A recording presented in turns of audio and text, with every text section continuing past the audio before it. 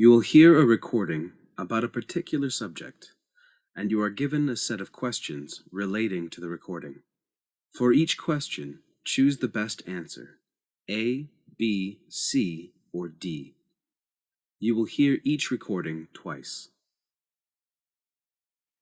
You now have 70 seconds to look at the questions.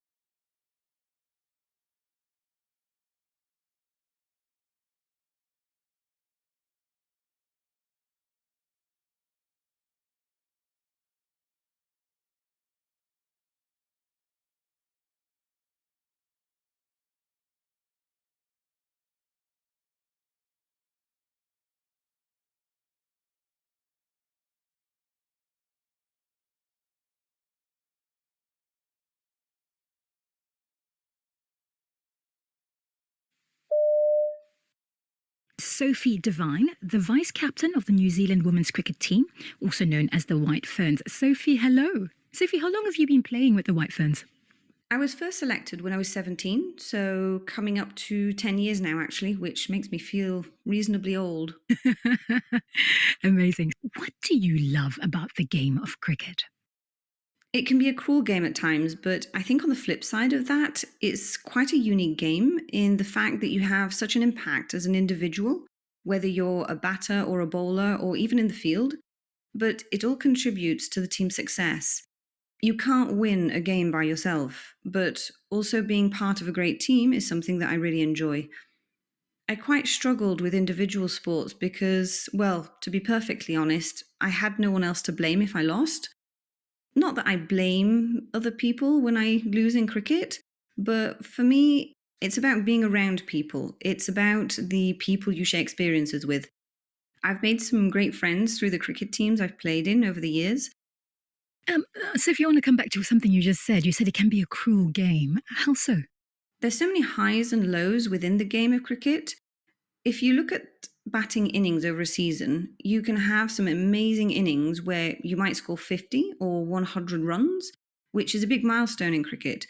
And in the next game, you could be out for a duck, which is 0 runs pretty much.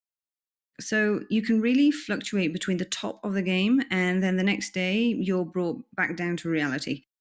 So, from that perspective, it can be quite humbling in a way because there's so many challenges out there. No two games are the same. Can I hear a little bit about your introduction to the game? Yes, so I was quite fortunate. My dad and brother both played cricket, and I'd always sort of followed my brother around when I was growing up.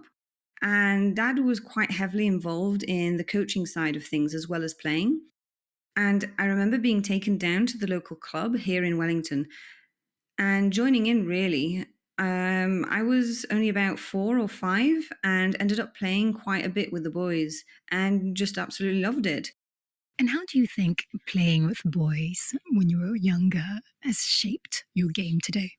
The club that I joined had a great group of guys that we ended up staying playing in the same team right the way through from 5, 6 with the way through to 16, 17.